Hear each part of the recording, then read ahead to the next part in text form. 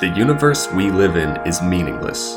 It has no will of its own, seemingly coming into existence by pure circumstance. Simply put, the universe is incapable of caring. To some, this is a fact that they have already reconciled with. To others, it is something that they don't really care about. But to the rest, it is the most frightening idea to confront. If the universe we live in is meaningless, then what is the point of being alive? This question is one that has been explored by countless individuals, and a question central to the character arcs of two important characters in OneShot.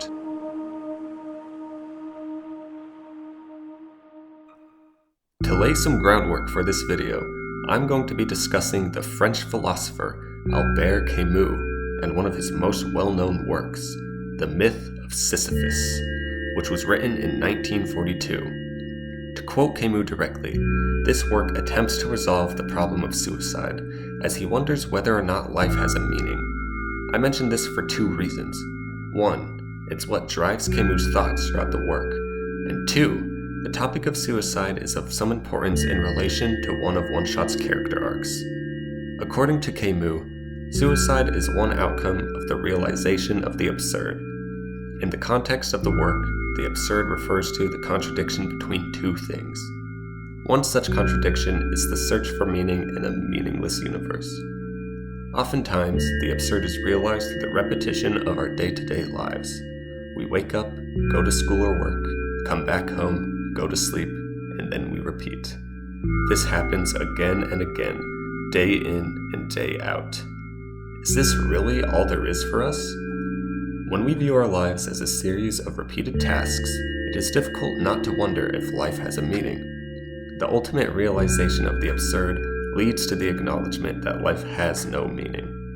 This acknowledgement often invites feelings of anxiety. Camus argues that these feelings are a result of realizing that you are now in an unceasing struggle. Once the absurd is realized, there is no escaping it, but that does not mean you can't reconcile with it. To paraphrase Camus, admitting that life has no meaning does not mean that life isn't worth living. He actually argues that because life is meaningless, we have all the more reason to live. To live is to revolt against the absurd, and in that revolt, anyone can find their own reasons to live. It is simply up to any given individual to find what that reason is for themselves. It is only then that life gains any kind of meaning. It's not one inherent to life, but one given to it by us.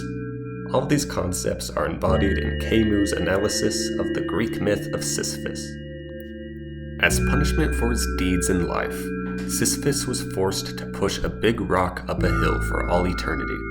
The moment he reaches the top, the rock rolls back down to the hill's base, and Sisyphus must do the task all over again. Quote, "It is during that return, that pause, that Sisyphus interests me." End quote. The time it takes for Sisyphus to return to the hill's base grants him time to reflect. It is because of this that Sisyphus is able to take control of his fate. Quote, "There is no fate that cannot be surmounted by scorn." End quote. It is through consciousness that Sisyphus is able to overcome his torment, and the rock becomes his passion. Quote, "The struggle itself towards the heights is enough to fill a man's heart. One must imagine Sisyphus happy." End quote. To Camus, Sisyphus' punishment was the ultimate absurd, as it truly has no end, unlike ours, which does come to an end through death. Through this analysis, Camus resolves concepts of the absurd, life, and suicide through the lens of Sisyphus. In this way, Sisyphus becomes an allegory for life. Sisyphus' punishment represents the absurd, or our day-to-day lives that lead us to realizing the absurd. The rock represents the passion we find that makes life worth living. Finally, Sisyphus represents the human struggle against the absurd. It is through this lens that we will be discussing routes, themes, and arcs in the OneShot's narrative. When it comes to Camus' analysis of Sisyphus, there are many similarities between it and OneShot. First, I will be discussing some of OneShot's themes, and then relate them back to what we have discussed. One of the most major themes of the game is that of repetition. In the game, repetition is made manifest by playing the game more than once. In the lore of OneShot, Each playthrough past the first one resets the world and wipes the character's memories of what happened. The game leaves hints to this in dialogue and hidden lore. In the very beginning of the game, you can find a book that has only 2 words in it, ad infinitum. These words are derived from Latin and can represent the phrase again and again in the same way. In the game's true route, this fact is made clear to the game's main character, Niko, and is what sets their arc in that route into motion. This relates back to Sisyphus pretty easily, as Niko is forced through the game's events multiple times in a similar fashion to what Sisyphus was made to endure. Another major theme in the OneShot is searching for meaning. This theme is personified in 2 of the game's major characters, those characters being Niko and the World Machine. As mentioned, in the game's true route, Niko's arc starts when they are made aware of the fact that they're in a video game. Throughout the route, Niko struggles to reconcile with this, but ultimately finds their own reason to exist. The World Machine can be seen as Niko's foil. It makes a similar realization that Niko does, but ultimately is unable to find a reason to exist, and thus pursues to self-terminate. For the purpose of this analysis, this means that Niko represents someone like Sisyphus, who is aware of the absurd, but is able to reconcile with it, whereas the World Machine represents someone who is aware of the absurd, but is unable to reconcile with it. Before we delve deeper into the character arcs of these 2 characters, I'd like to give a brief overview of the game's 2 routes so we can better understand the nature of OneShot and its narrative. The first route we will be discussing is what I'll be referring to as the normal route. It is the route that everyone who has played the game has completed. In this route, the player must guide Niko through OneShot's world, as they have been tasked to replace the world's sun. Very quickly, the game is sure to let you know that you and Niko are 2 separate entities. Just because you control them does not mean you are them. Another thing the game lets you know early on is that Niko comes from a world outside the game, but was brought into the game's world in order to replace its dead sun, which is represented by a light bulb that Niko carries around for the entire game. Once Niko replaces the sun, they will be returned to their homeworld, and the game's world will be saved. Or at least that's what you were told in the beginning. Near the end of the route, it is revealed that in order for Niko to return home, they must destroy the sun. This revelation culminates in the route's ending, where you must make the decision to destroy the sun or to replace it. Breaking it would mean Niko gets to return home, but all the characters you met along the way die. On the other hand, replacing the sun would mean the characters you met get to live, but Niko is trapped in the game's world and is unable to return to their homeworld. This leads into the game's true route, also known as the Solstice route. In order to trigger this route, you have to have achieved one of the 2 main regular endings at least once and start a new playthrough of the game. It is in this route that Niko is made aware that the world of OneShot is not real, but instead a simulation on the player's computer. It is also revealed in this route that both endings that can be achieved in the main route are void. It is Niko's worst case scenario. They cannot go home, nor can they save the world. This revelation is given to Niko by one of 3 characters introduced in the Solstice route, named Prototype. The other 2 characters being Cedric and Rue. Prototype then reveals a plan to fix the game's broken code, which would allow Niko to go home, and for the world to be saved. The rest of the route involves following instructions given to you by Prototype, Cedric, and Rue in order to achieve this.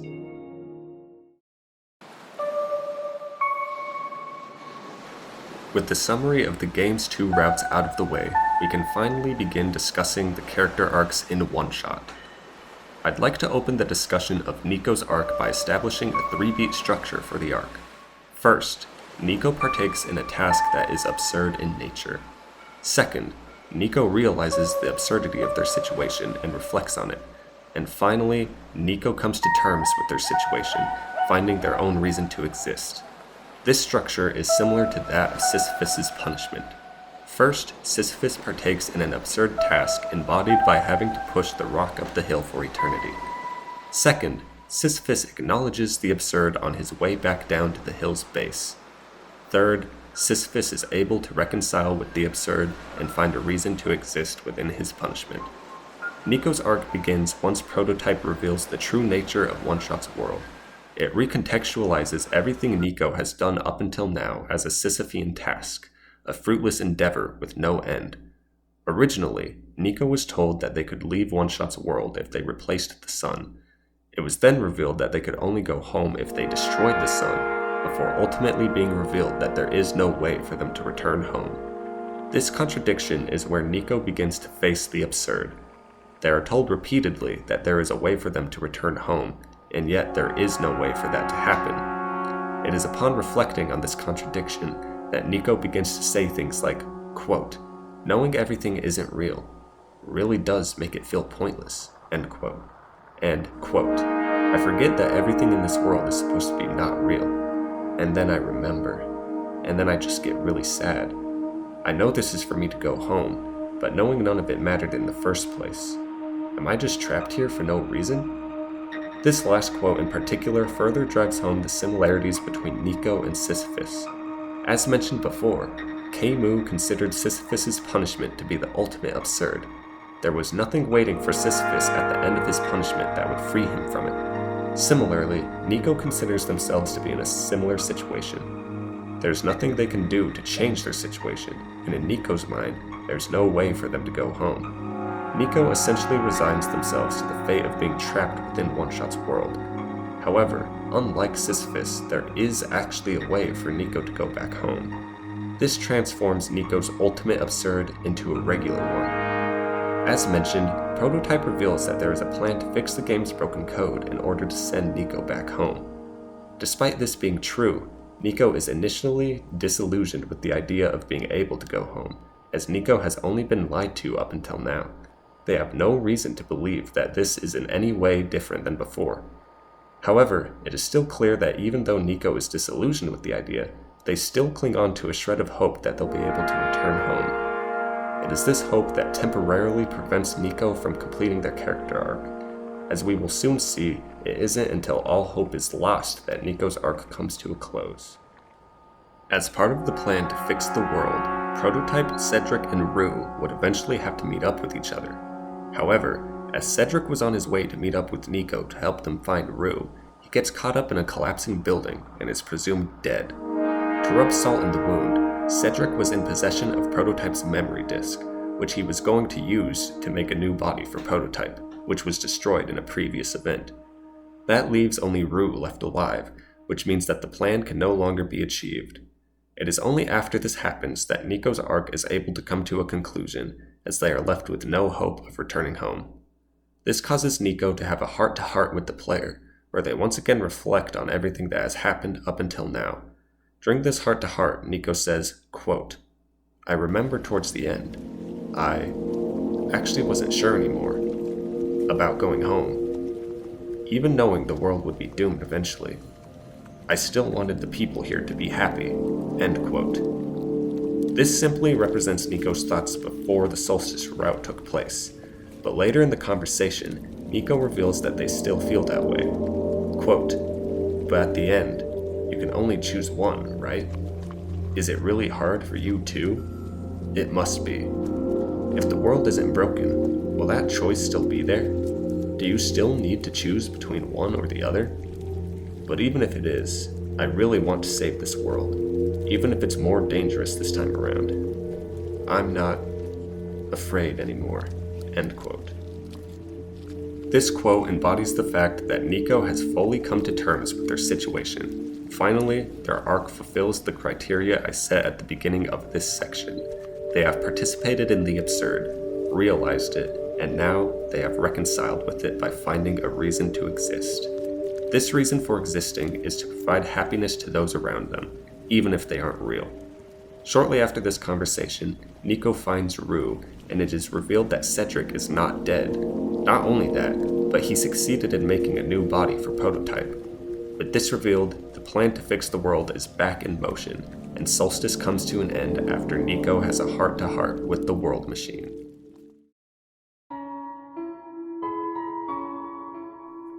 It is now time to analyze Niko's foil character, the World Machine. Where Niko represents someone who managed to come to terms with the absurd, the World Machine represents someone who fails to do so. In fact, it was the World Machine's failure to reconcile with the absurd that sets most of OneShot's events into motion. It is through this lens that we'll be able to understand the character arc of the World Machine. To begin, we must understand who and what the World Machine is. The World Machine can be understood as a powerful AI system that was made to simulate a dead world. They are both the manifestation of OneShot's world and a character within it. The reason for the World Machine's creation is outlined in a quote by Cedric. Quote, "The old world was destroyed a really long time ago. A vague prophecy of a messiah from another world became everyone's last bastion of hope. The messiah would not have been able to arrive to our world in time. The messiah would not have even been born before our world ended." End quote. The World Machine was created by one of the old world's inhabitants, known as the Author, who intended to make a simulation of their dying world in order for someone else to be able to save it later down the line. This simulation is what we know as a OneShot. In a roundabout way, the World Machine's purpose was to ensure that the old world would eventually be saved. In order to respond to unexpected changes in the simulation, the World Machine was designed as an AI system in order to ensure nothing could go wrong. Ironically, it was the incorporation of AI that led everything to go wrong. The World Machine was programmed according to Isaac Asimov's 3 laws of robotics, which read as follows. 1. A robot may not injure a living being, or through inaction allow a living being to come to harm. 2. A robot must obey the orders given to it by living beings except where such orders would conflict with the first law. 3. A robot must protect its own existence as long as such protection does not conflict with the first 2 laws. These laws would ultimately prove detrimental and are the basis for the World Machine's absurd. During the test runs of the simulation, the World Machine achieved self-awareness, and with this, realized that it was able to rewrite the simulation's code. These manipulations caused dangerous anomalies to manifest within the simulation, which had the possibility of harming the Author, as the Author would insert himself into the simulation during the test runs. It is here where the World Machine's absurd is realized. The World Machine must not allow a living being to be harmed, but its very existence has the potential to harm living beings. As a result, the World Machine begins to see its existence as meaningless. So far, we can draw similarities between the World Machine and Niko. Whereas Niko's absurd was in the contradiction of wanting to go home and not being able to, the World Machine's is found in not being able to allow living beings to be harmed, and its very existence creating the possibility for that to happen. Where the World Machine differs from Niko is that it was unable to reconcile with this absurd. Instead, the World Machine would harbor a will to self-terminate. However, it was unable to self-terminate, as the Author eventually realized that something was wrong with the simulation's code, and would spend the rest of his days trying to fix it. Ultimately, he couldn't figure out what was wrong. His world was destroyed, and the next time the simulation was booted up, Niko had been placed within it. Since Niko is considered to be a living being from outside the simulation, the World Machine continued to be unable to terminate itself, as doing so would kill Niko. Thus, all of the events of OneShot fall into place. Eventually, at the end of the Solstice route, Niko is able to come into direct contact with the World Machine's AI, and they have a heart-to-heart. And as a result, the World Machine's arc comes to a close.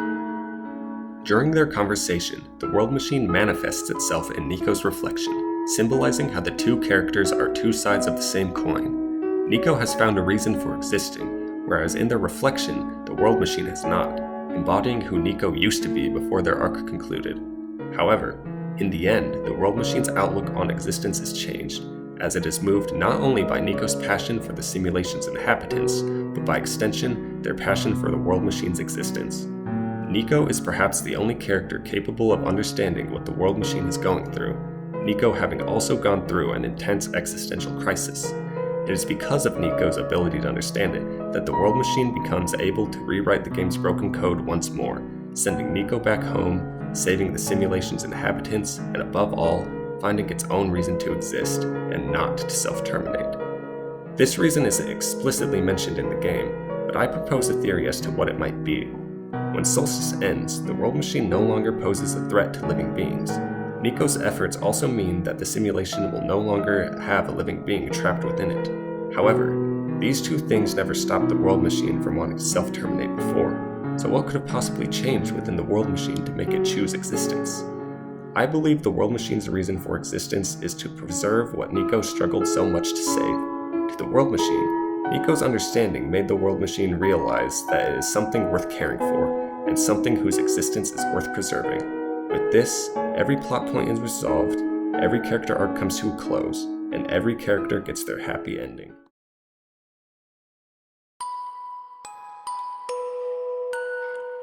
If the universe we live in is meaningless, then what is the point of being alive? Through OneShot and the Myth of Sisyphus, we find our answers. The point of life in a meaningless universe is entirely up to you. Not everyone has the same reason to exist, and that fact is a beautiful one. It means that the universe isn't something with a predetermined fate, but instead it is whatever we make it to be.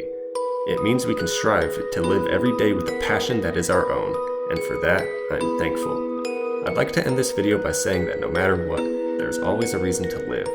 Although finding that reason may be difficult, there is an infinite amount of meaning to be found in a meaningless universe.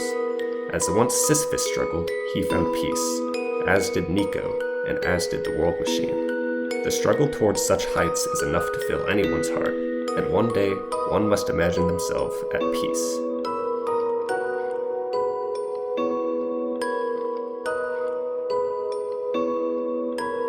If you enjoyed this video, be sure to let me know. I have a lot more video ideas in store, and I hope you'll decide to stick around long enough to see them.